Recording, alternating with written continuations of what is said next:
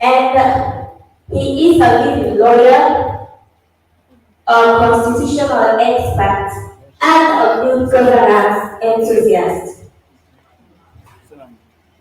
He graduated top of his class from the Superior Law School in 2009 and has been in legal practice for almost 12 years, which is huge, you know. He spent his first 7 years of practice at the Sierra Leone's leading law firm, which some of us might know or have heard of, which is the Yada Williams and Associates. He has offered ranging legal and consultancy services to top corporate, commercial entities, national and international human rights, as well as charitable institutions.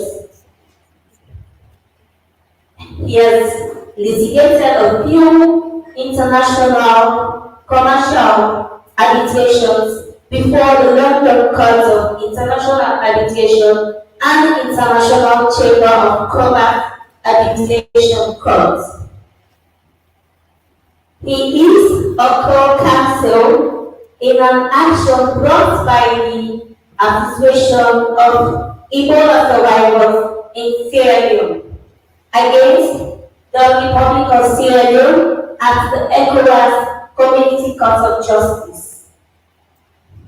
Our speaker was appointed by the President of Sierra Leone as one of a 7-member team to craft the National Anti-Corruption Policy strategy for 2019 to 2023. He was a key member of the Sierra Leone Bar Association's steering committee for the drafting of the cybercrime law of Sierra Leone. He was also consulted by the Campaign for Good Governance, which we all know is a leading governance NGO in Sierra Leone, to develop their position paper to inform the ongoing review of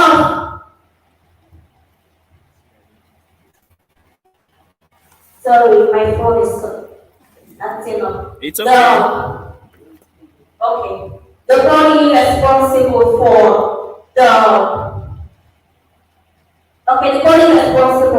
for the pharmacy profession and pharmaceutical trade in Sierra Leone, and is involved in his capacity as the chairman of the disciplinary committee of the pharmacy board in the review of the Pharmacy and Drug Act in 2001. Our keynote speaker served as secretary of the Regulatory Board for Lawyers in Sierra Leone, which is the General Legal Council, and its disciplinary committee for 2 consecutive years.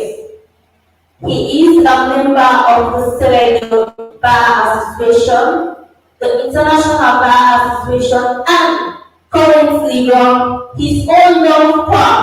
And this is something I find interesting because, you know, after all his achievements, he decided to give back to society. He runs his own law firm, which is the Mara and Associates. Ladies and gentlemen, I want you to join me in a standing ovation as we welcome our keynote speaker, Ms. Augustine.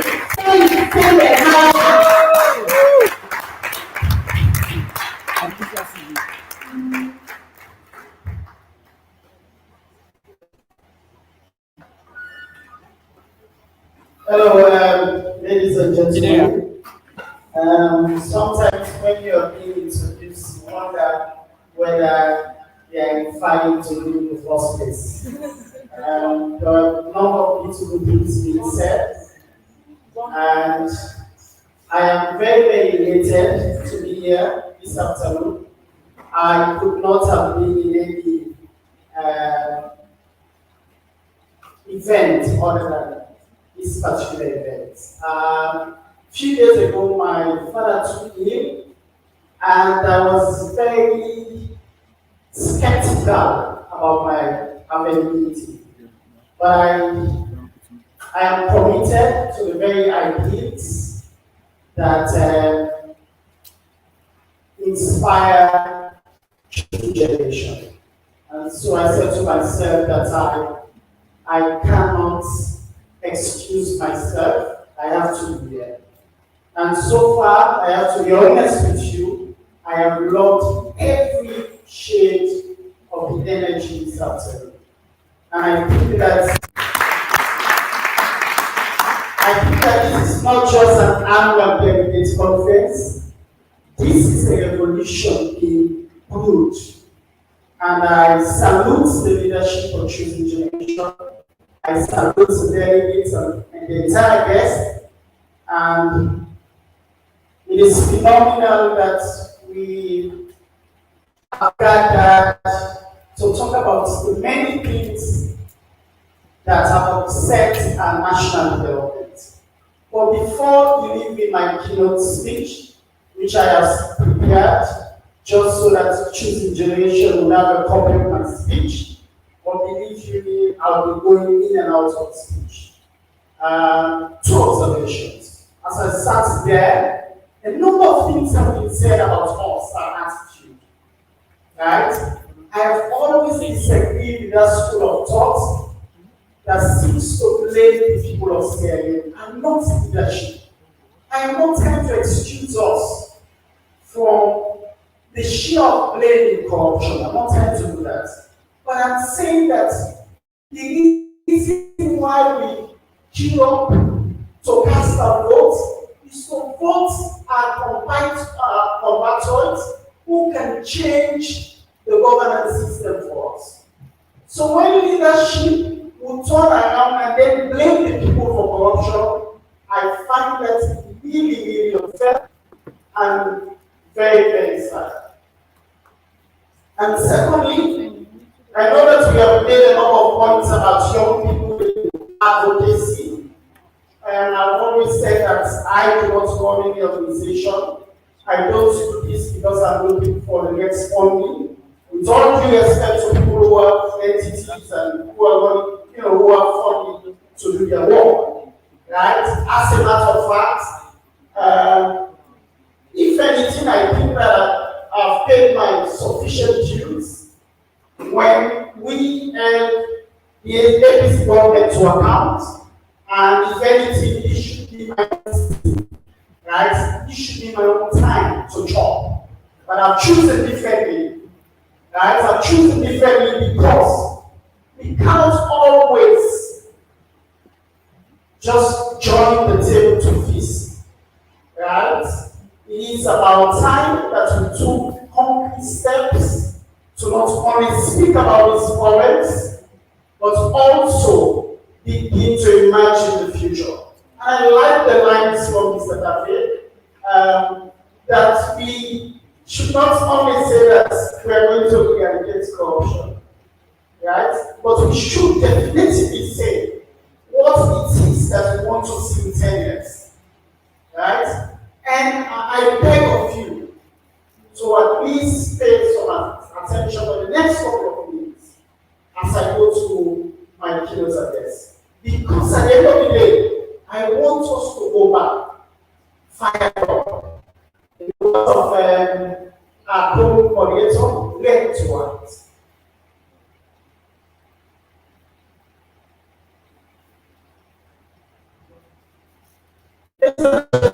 It is quite an honor for me to be invited to speak to all of us, not just you, about some of the matters that have obstructed our national aspiration.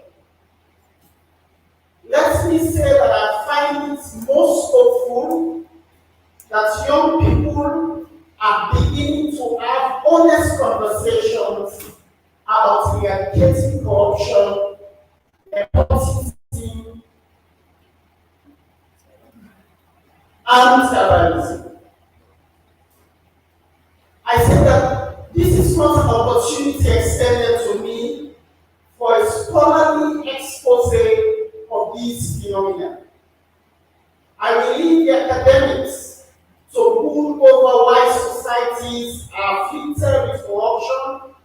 on nepotism or white-side affiliations tend to trump patriotism, especially in sub-Saharan Africa.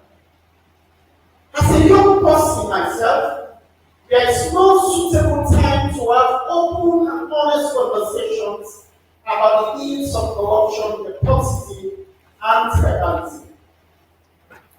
Let me note that at the very heart of corruption is nepotism, which is that practice of favoring your relatives, especially in giving them job opportunities.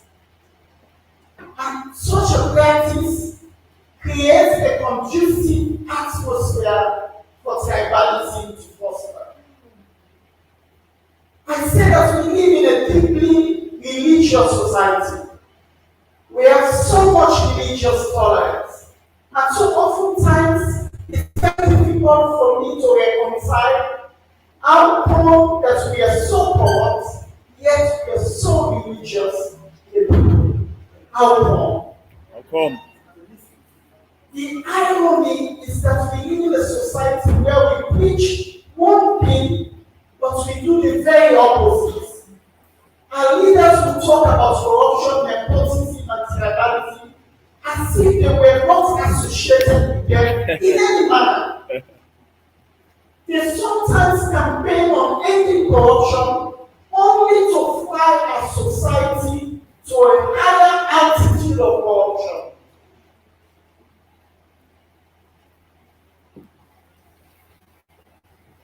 In 2019, I was privileged to be appointed by the President as part of the 7-member team to craft the National Anti-Corruption Statute.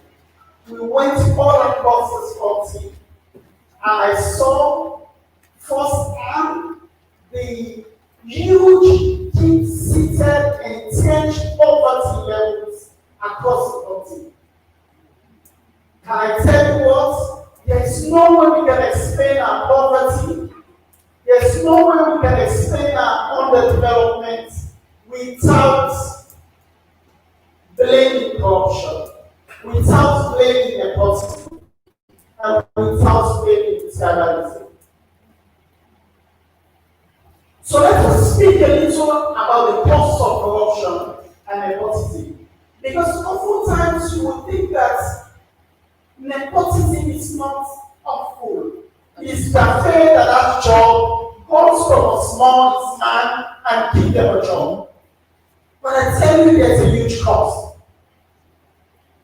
So it is pertinent that when we speak about corruption, we are not asking a guess about its potential to rip a nation apart.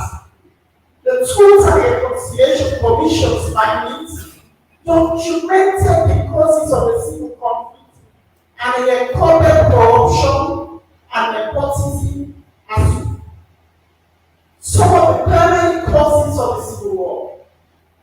So, it was corruption that led to the killing of over 100,000 of our compatriots. It was corruption that led to the maiming, the chopping off of limbs, and the violation of women and children. So when we talk about corruption, we are not engaged in any academic exercise. We are talking about the menace that will destroy society.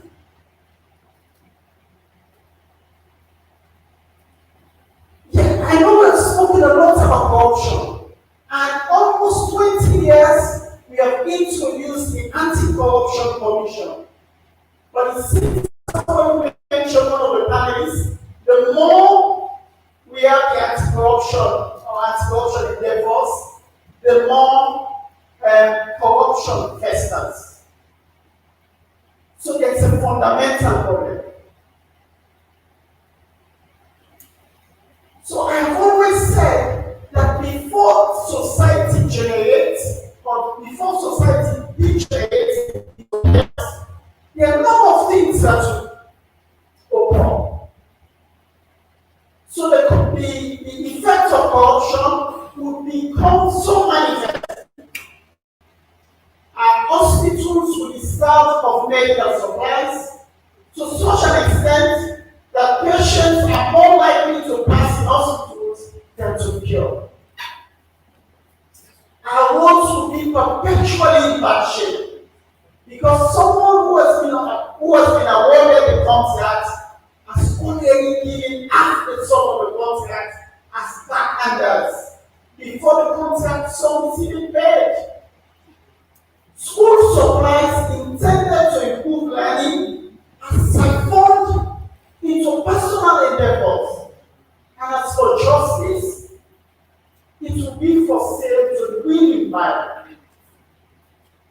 So, ladies and gentlemen, corruption and nepotism have crippled our country. So, I know Pastor has spoken a lot about other countries and how they got independence and what they handed to the younger generation. In our case, so while older generation in other countries were handing their younger generations legacies of technology, private media industries, international commerce, cutting-edge medical care, booming aviation industries, what was given to us as young people were corruption, nepotism, bad governance, bad economy, and deep tribal sentiments. So this is what the youth of Sierra Leone have been given to compete with their counterparts across the world. So our counterparts across the world were given technological tools to compete. We were handed corruption as our own inheritance for the older generation. So we talk often about how corruption and nepotism have damaged our entire governance system. How it has killed our medical, educational, and justice systems. It's okay, but what we speak very little about is that corruption and nepotism have killed the destiny and the future of our youth. So we say it has killed our medical system, our justice system, our educational system. What we don't speak about is that corruption and nepotism has in fact rendered the future of youth of Sierra almost impossible. And I think it's significant that we speak about human resources because oftentimes we so concentrate on the infrastructural damage that we don't talk about the damage to human resources. So I think we've spoken a lot about corruption and nepotism. Let's talk a little about tribal sentiments. So Sierra Leone is a multi-ethnic society with very rich cultural diversity. So one would think that having different tribes or ethnic groups should be a great source of varied approach to development and coexistence. But in the last 10 years, unless I'm mistaken, we hear tribal sentiment, and we should be honest about this, have been whipped up, whether by deliberate political manipulations of poor people or by deliberate power or governance structures. In recent times, there has been calls for ethnic audits in certain institutions. These calls have been as a result of a growing belief that one particular ethnic group or one particular region or part of the nation has been so disproportionately advantaged over the other. So why I would not be in a position to either say whether this is true or false, I think as a nation and as young people, it is about time that we began to have honest conversations about tribal sentiments in this country. I agree to a large extent that in our social interactions, we don't have so much of these type of issues. But once the whistle is blown for politics and elections, that's when our politicians will then make the people believe that, oh, their underdevelopment is because they are timid. Their underdevelopment is because they are mean. Their underdevelopment is because they come from the north. Which might be true, might not be true. So this is why we should not shut our eyes to the fact that tribal sentiments have been cooling over time. And we all know what happened in 1994 in Rwanda. We all saw the destruction. We all saw the catastrophe that visited that nation. And as a country, as young people, we should begin to have this conversation. But indeed, wherever corruption and nepotism drive, tribalism inevitably be produced. This is because the corrupt will tend to share their loot with their friends and families, and in the process, the false urge to build tribal solidarity to protect the loot emerges. So that's what I feel. So normally what they happen, how many tribal sentiments they emerge. Now when somebody wey dey na power now can make all the things in a market, and then you feel say this person really like market, not knowing this person dey get duty for making things in a market first. You not do one for the people, you not give them as a gift. It was a duty.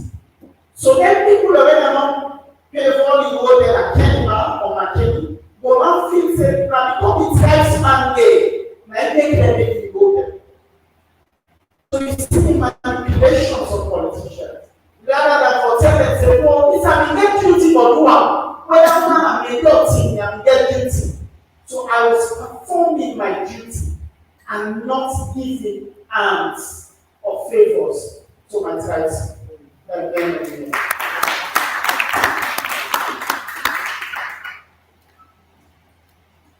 Again, I think somebody spoke about the political culture of winner takes all. So the political system of winner takes all has not really helped to diffuse tribal tensions. This is because usually the winner invites his kinsmen from Mo, their green, from Makeni, their red, to feast. Only the crumbs will be shared to folks who do not speak their tongue.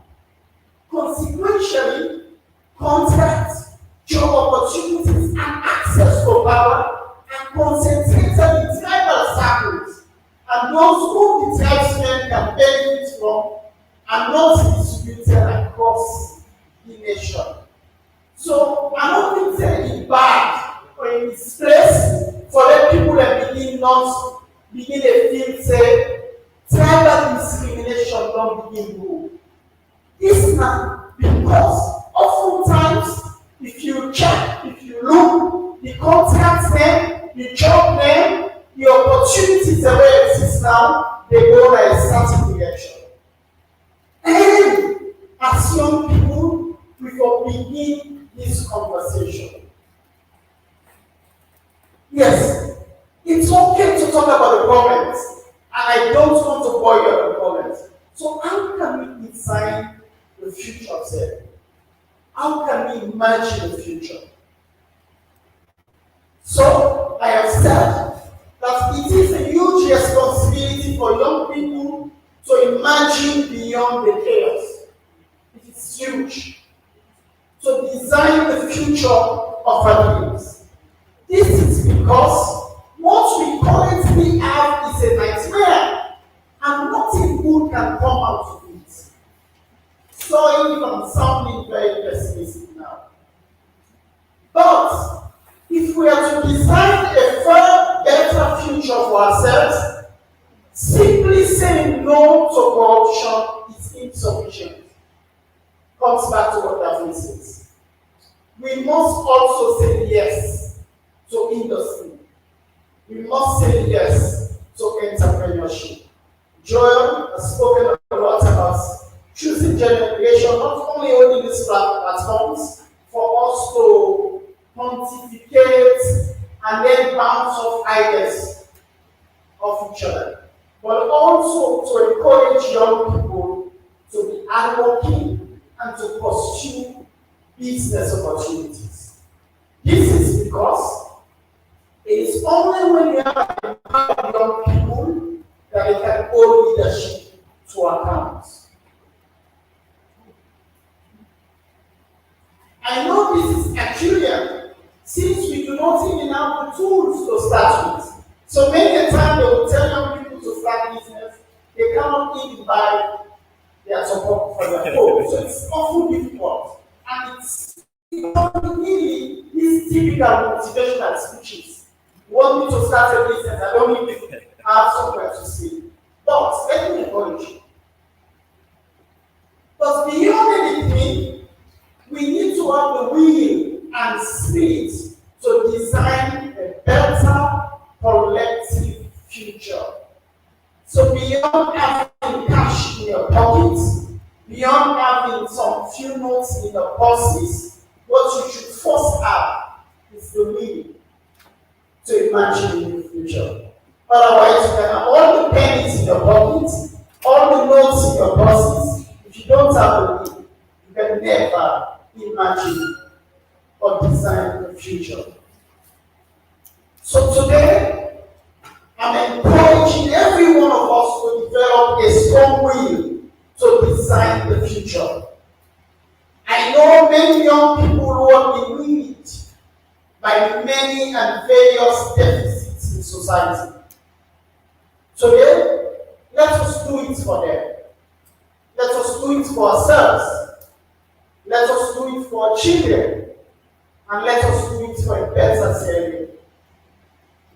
But in some cases, young people are direct beneficiaries of corrupt leaders. Most commonly, they may have acquired an education through the funding of such leaders and their corruptly acquired funds.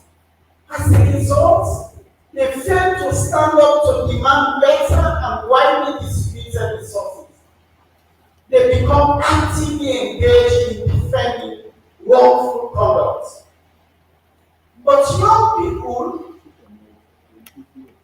must view corruption as a single biggest phenomenon of destruction of any society. They must view corruption, tribalism, and nepotism as the very robbers of a future. Young people should demand for all and not just be satisfied when they and their families are giving, while the rest of society languishes.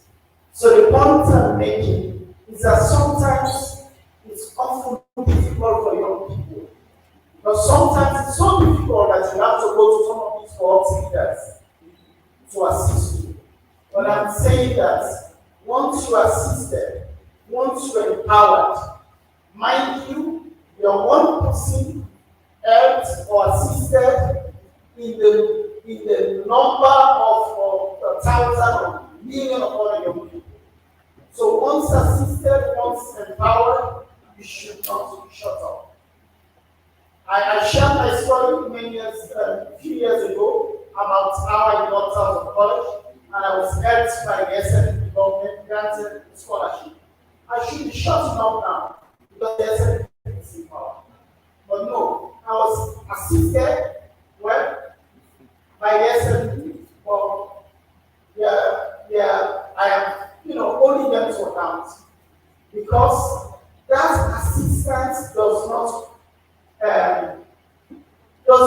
deprive me of a pedestal to hold them to account. And that is a simple message I'm sharing. And Joel mentioned that somebody who was to attend says that he has a $50,000 contract. I should not have attended because one of my best friends is the spokesperson for president. One of my best friends who spoke last night is coming today, be in my house tomorrow to eat from the same plate. Should not be here. My direct cousin is the Deputy Minister of Justice and should not be here. No, but we have a duty to be forthright and honest to our friends first before we get to politicians. Because in these conversations, if you do not tell Thomas More that you should be accountable in your organization, if you don't tell your friend who is in charge of the fight against corruption, if you do not tell your friend who's managing resources, then you have no legitimacy to hold leadership to account. Sure.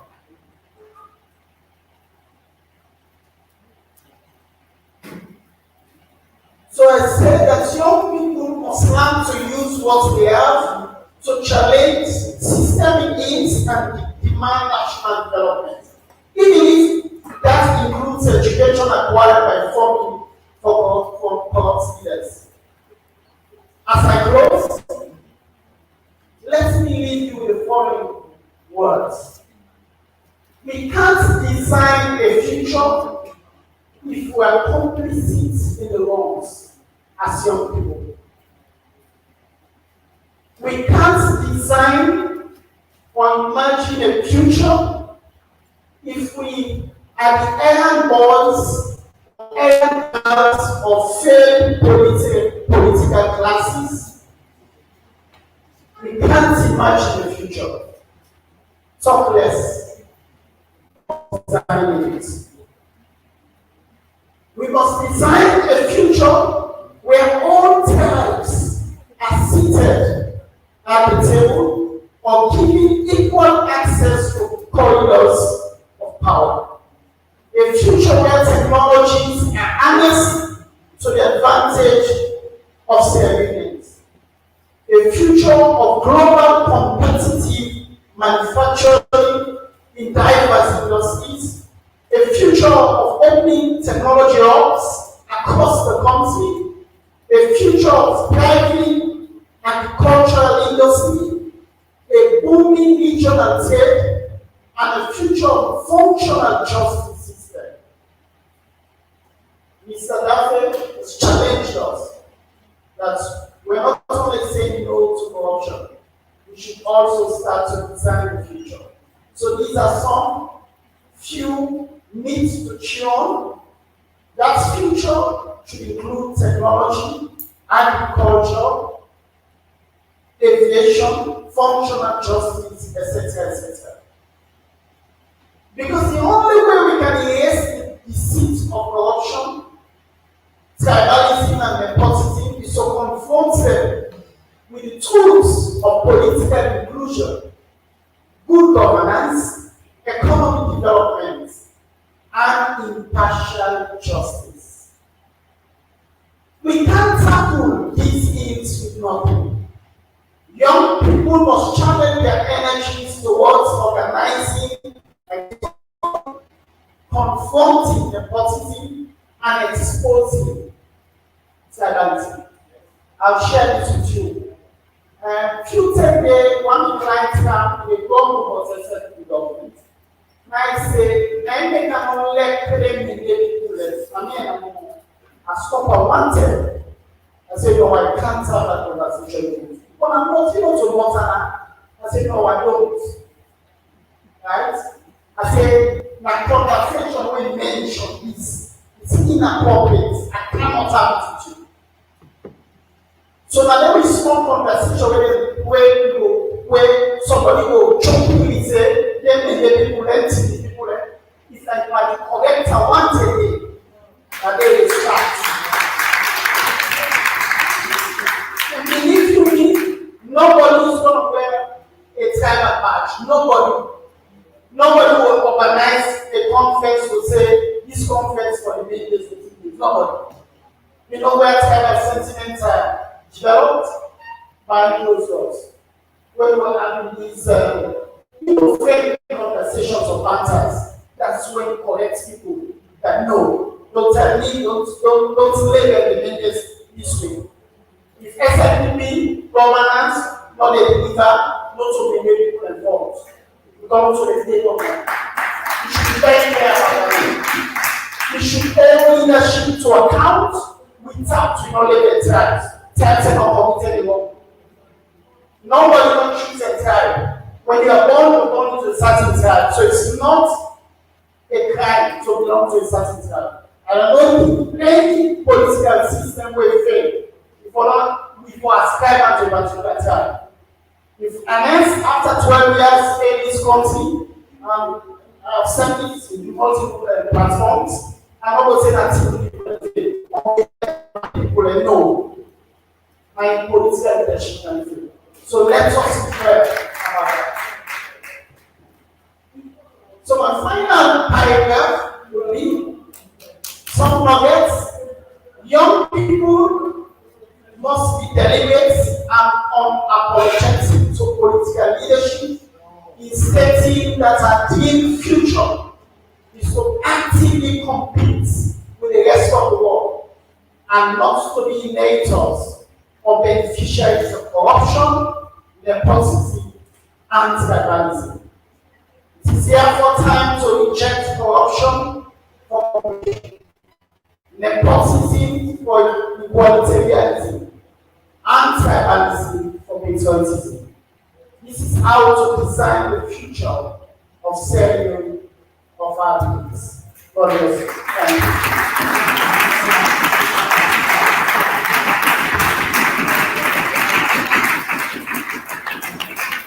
Thank you so much. Wow. That's wow.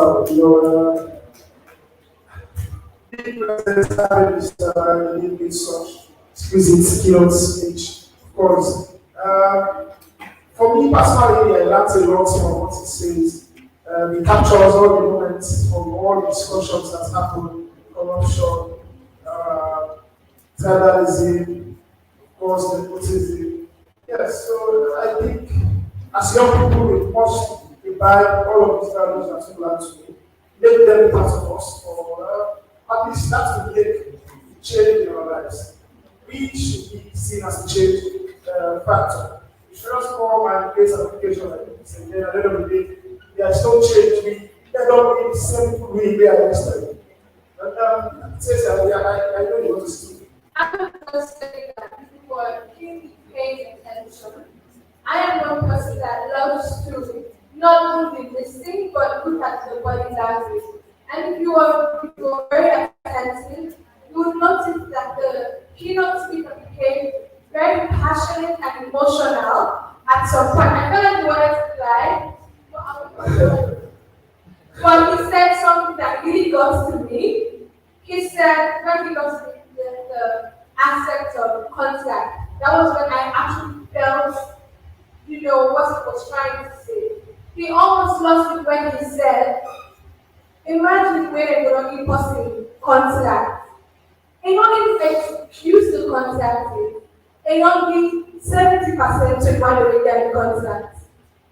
Instead of forget 15%. So then when you go there after 1 week, you don't even see all the consultants. I will say this one for free. I'm gonna a guy who was in there and I come back home and I tell me that I'm your husband. I say, I'm going to this program with the and I feel so bad because I feel like the mentality of people that women they look up to. Now, this is another one of them. So, the divide into sessions that they say, make me talk with and bring forward of Sierra in this aspect. Now, I'm going to be the youngest, because I even complain. I tell Sierra, they say, why am I going to say, I see so people in the 40.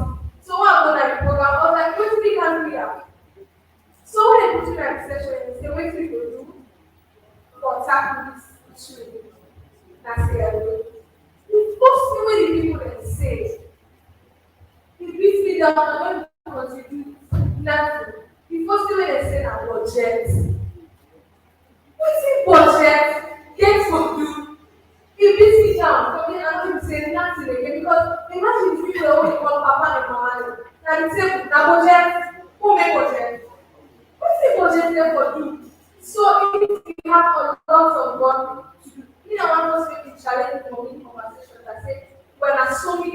distance than the right way.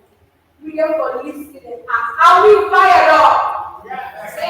Sorry. I don't know what's up now, waiting and say that.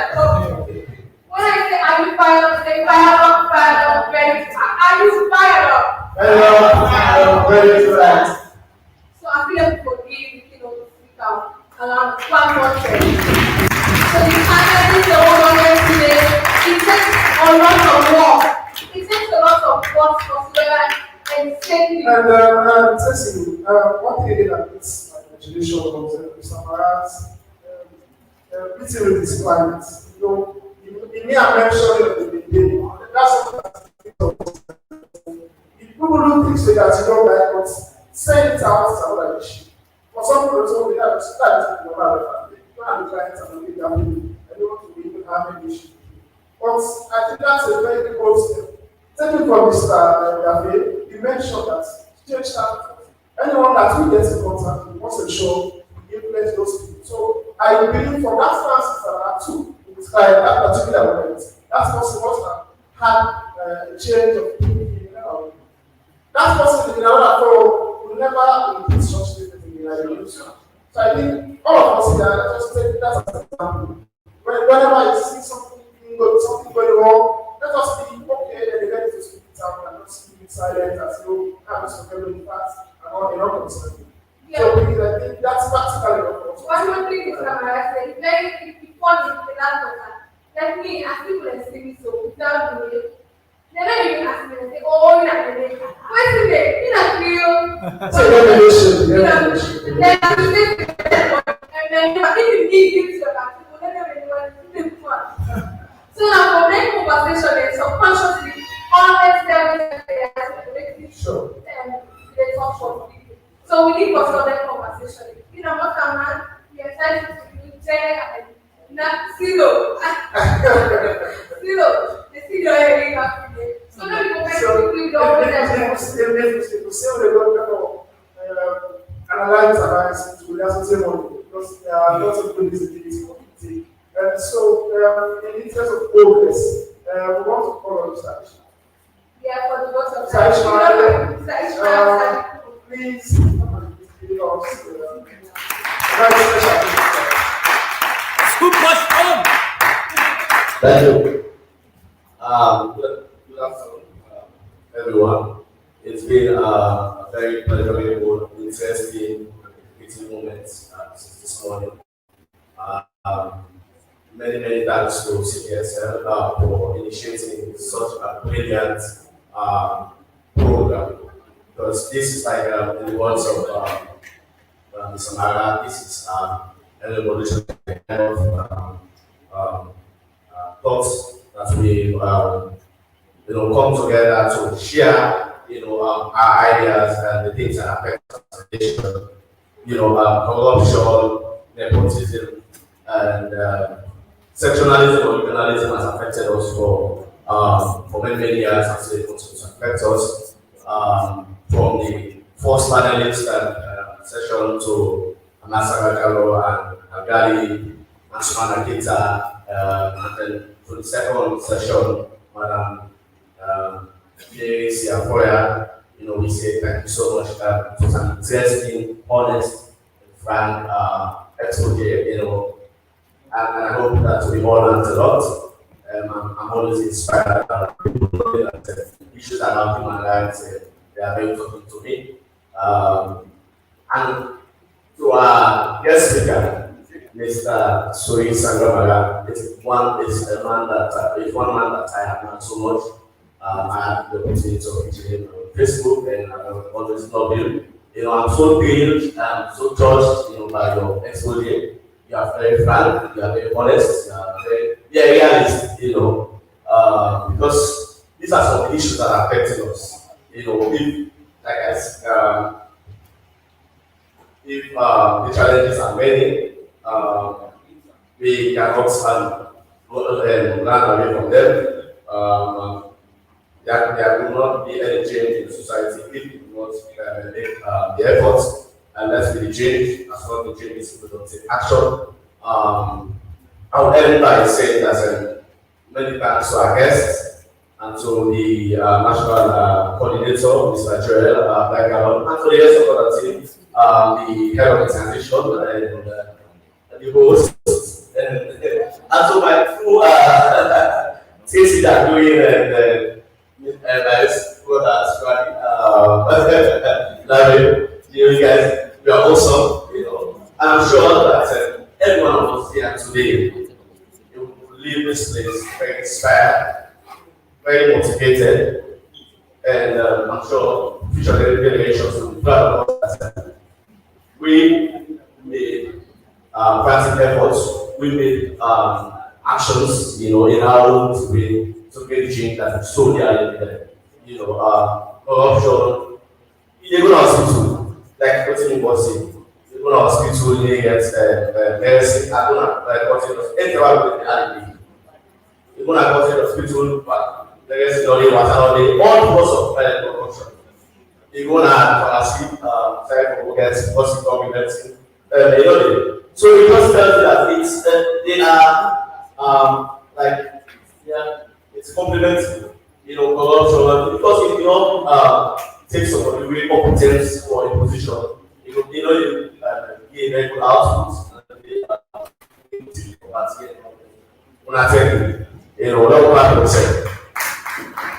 Thank you so much, thank you so much. We're almost there. So, very quickly, we want to call so now in the high panel, I'm not going to see. Not at all. I come on here and say, they make for me. But anyway, the support system, put your hands together for Alusa's manager, Mr. Ayi Kago. Hello, are you fired up? I'm ready to try. Are you fired up? I am ready to try. It's been a wonderful engagement here today, and I want to thank you all for all reference and keynote speaker here. Guys have balance to stop. Nobody should be able to stand and making sure that we start here. Everything we have to start here. This is the beginning of a very big way, and we are very happy to host you here. This is the second day of the engagement, and this is the only public engagement we have, and it has been very interesting. Tomorrow we'll continue with the private engagement here, and we elect the new leaders that will take the generation for the next 3 years. So we thank you all for being here, and later today we'll be having a social life here with the network and new people. So we have picture one outside. We are encouraging everyone to at least take a photo before going home, and we want everybody to feel free and network as we end the program here. Thank you all. We cannot go without having a group for brothers and sisters who lost their lives yesterday. Please come have a minute silence on the stand.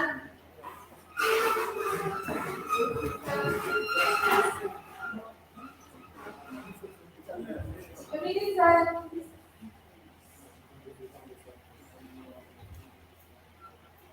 We pray and we ask God that their soul to bless and have their peace.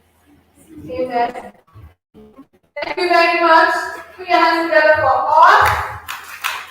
It means a lot to work with you. I'm standing here.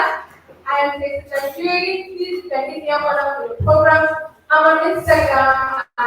Thank you so much. Please, photo session. CG members. Maybe CG members, let that's us photo forever. the speaker. And Pastor, the way for here, don't forget. So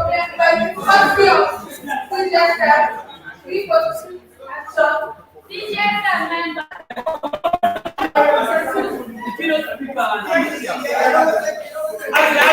Ali, let's have it here.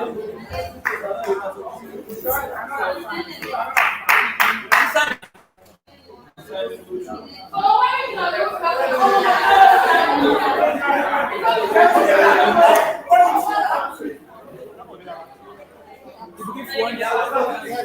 Look at that.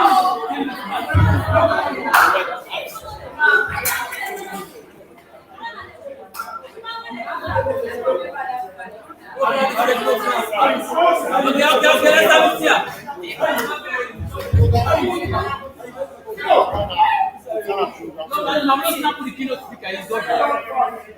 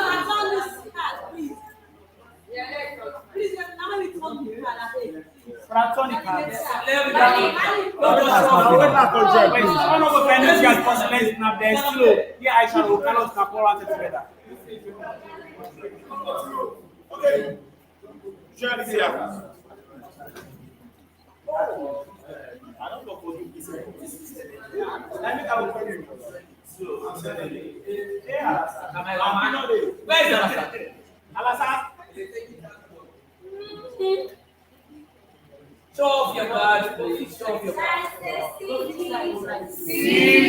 Show off your badge. I shall not get ready. The team down with get up on stage. Show off your badge. Everybody take tea. Yes,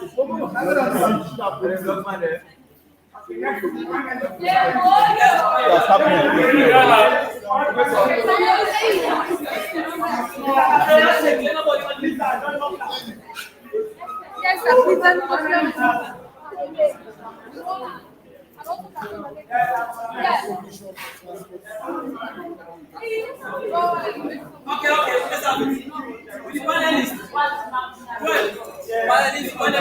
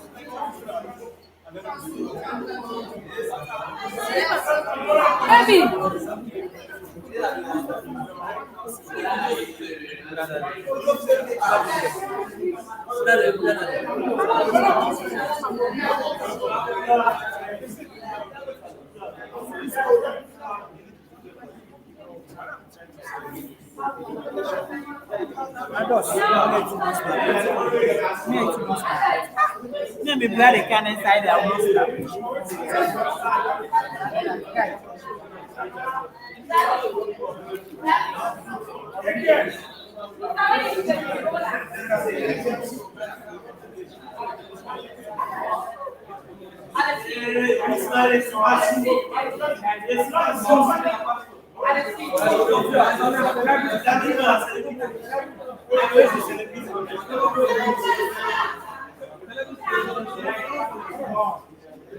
And I celebrity pictures and